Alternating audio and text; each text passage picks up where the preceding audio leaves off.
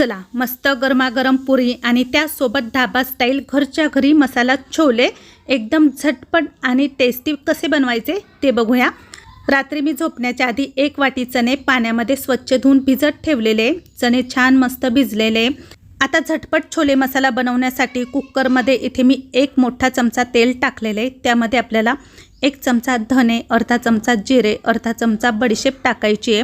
यामध्ये 7 ते 8 लसणाच्या पाकळ्या, अर्धा इंच आल्याचा तुकडा, काही खडे मसाले, 2 सुक्या काश्मीरी मिरची, 2 मोठे कांदे कापलेले, 1 टोमॅटो कापलेला, अर्धा चमचा कसुरी मेथी, चिमूटभर मीठ, हे सर्व काही तेलामध्ये छान परतवून घ्यायचे। 5 ते 7 मिनिटं पदार्थ परतल्यानंतर आपल्याला मिक्सरच्या भांड्यामध्ये काढून घ्यायचे।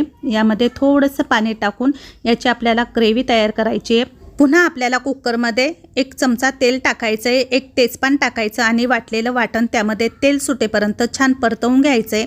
वाटण परतल्यानंतर यामध्ये आपल्याला घरगुती आपला काळा मसाला टाकायचा आहे, 1 चमचा, पाव चमचा हिंग, अर्धा चमचा हळद, हे सर्व मसाले टाकल्यानंतर पुन्हा वाटण छान परतवून घ्यायचं।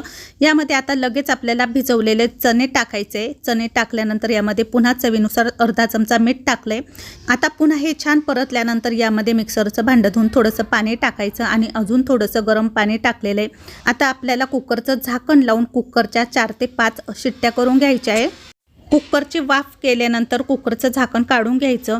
तर हे बघा, अगदी ढाबा स्टाईल मस्त आपली छोले मसाला रेडी आहे आणि छोले पण मस्त शिजले गेले आहे। यामध्ये तुम्हाला पाण्याची गरज वाटली तर थोडंसं पाणी टाका। मस्त वरतून हिरवीगार कोथिंबीर टाका। पुरीसोबत छोले मसाला एन्जॉय करा। रेसिपी आवडली असेल तर नक्की लाईक आणि शेअर करा। Bye bye.